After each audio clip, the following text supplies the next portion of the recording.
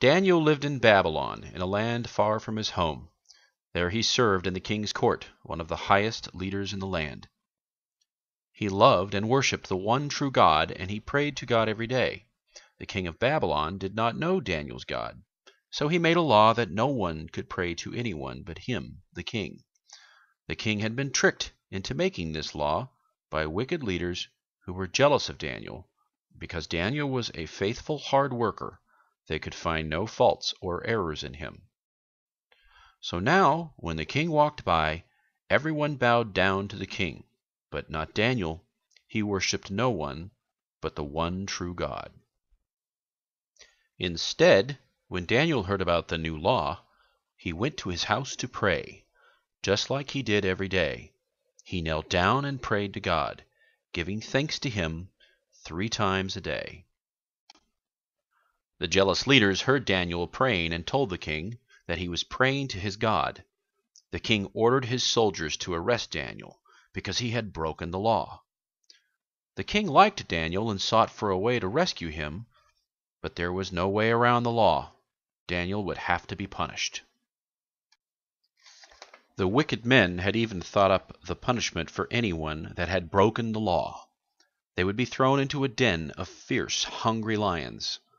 So that's exactly what the guards did.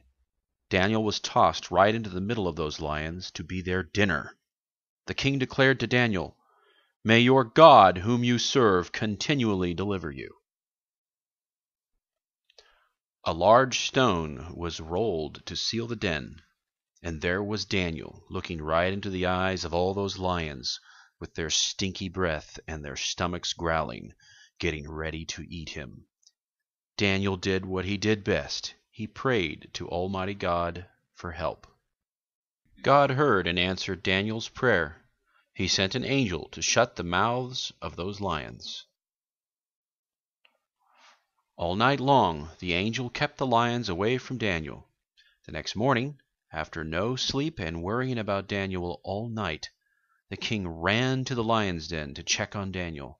He yelled to him, "O Daniel, servant of the living God, has your God saved you from the lions?"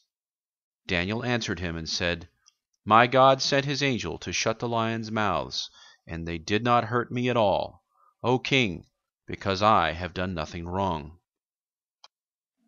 The king was very happy and ordered Daniel to be taken out of the lion's den. Everyone saw that no harm had come to Daniel.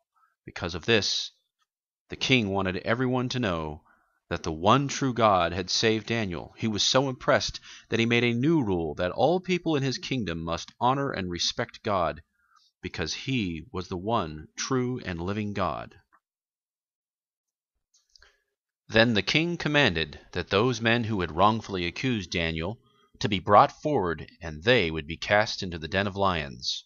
And before they reached the bottom of the den, the lions overpowered them and broke all their bones into pieces. You see, kids, Daniel had to choose between obeying God and obeying men. He chose to trust in Almighty God even in the face of certain death. He wanted to be faithful to God no matter what would happen.